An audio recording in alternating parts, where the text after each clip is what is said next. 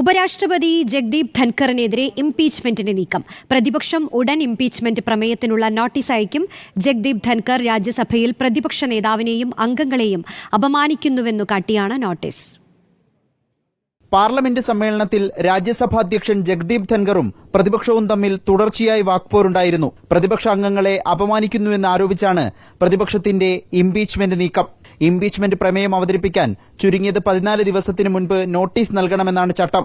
നോട്ടീസിൽ 50 രാജ്യസഭാ അംഗങ്ങളുടെ ഒപ്പും വേണം. ഇംപീച്ച്മെന്റ് പ്രമേയത്തിനുള്ള നടപടിക്രമങ്ങൾ പ്രതിപക്ഷ എംപിമാർ ആരംഭിച്ചു.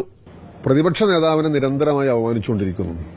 പ്രതിപക്ഷ നേതാവിന്റെ പ്രസംഗം സഭാരേഖകളിൽ നിന്ന് നീക്കം ചെയ്യുമ്പോഴൊക്കെ സർവ്വസാധാരണമായിരിക്കുന്ന ഒരു കാര്യമായിട്ട് മാറിയിരിക്കുന്നു. രാജ്യസഭയിൽ പ്രതിപക്ഷാംഗങ്ങൾ നടത്തുന്ന എല്ലാ പ്രസംഗങ്ങൾക്കും ഒതന്റിക്കേഷൻ ആവശ്യപ്പെടുന്ന സ്ഥിതിയാണ്.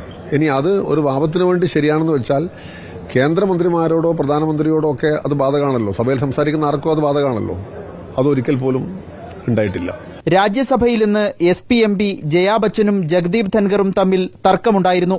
ഇംപീച്ച്മെന്റ് പ്രമേയം രാജ്യസഭയിൽ 3/2 ഭൂരിപക്ഷത്തോടെയും ലോക്സഭയിൽ കേവല ഭൂരിപക്ഷത്തോടെയും പാസായാൽ മാത്രമേ ഉപരാഷ്ട്രപതിയെ പുറത്താക്കാനാകൂ. പ്രമേയം പാസാകില്ലെങ്കിലും ജഗ്ദീപ് ധൻഖറിനെതിരെ ശക്തമായ പ്രതിഷേധമുയർത്തുകയാണ് പ്രതിപക്ഷത്തിന്റെ ലക്ഷ്യം. റിപ്പോർട്ടർ, ദില്ലി.